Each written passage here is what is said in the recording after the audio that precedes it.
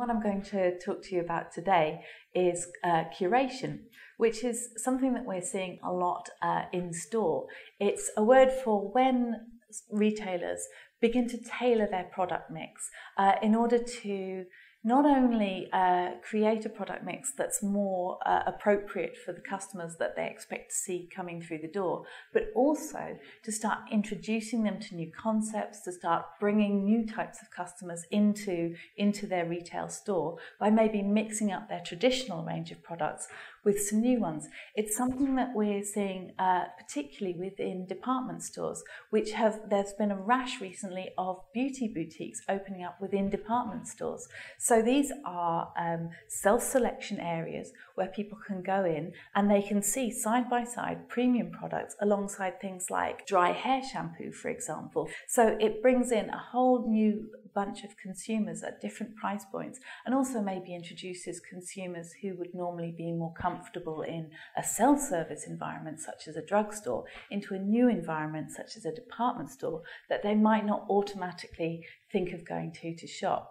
Now, this can also happen online, but online it has got another really important function, and that is to help consumers navigate the enormous amount of product choice that there is available on the internet. But it's very important that this is done in such a way that consumers don't feel that their choice is being limited. They feel, instead, it's a much more aspirational sort of feeling. They feel like they're being directed towards something better and being sort of raised up as a consumer to a higher product level, if you like. So there are a number of different ways that curation can be done. There are a number of different people that can actually be the curators.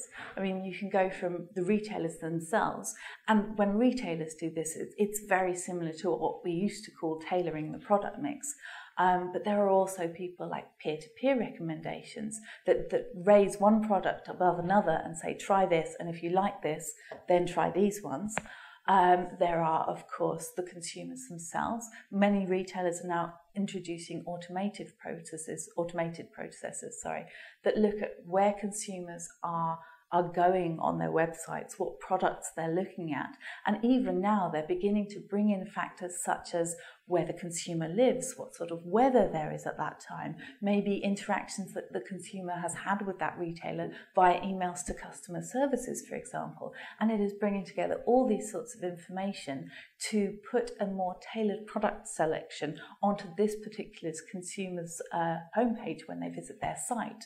So that's the sort of curation that is actually, in a sense, directed by the consumer, even if they don't realise it.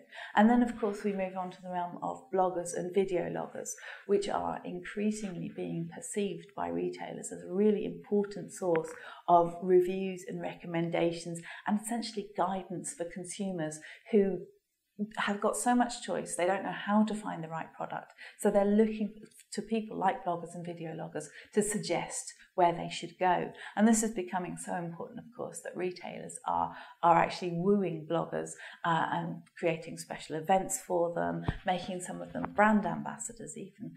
And then you're seeing this go the full circle with now bloggers such as Michelle Phan, who's a very well-known trailblazing beauty blogger, actually opening up her own site called Ipsy, which brings together bloggers, reviews, peer-to-peer recommendations, but also, crucially, sells the products as well.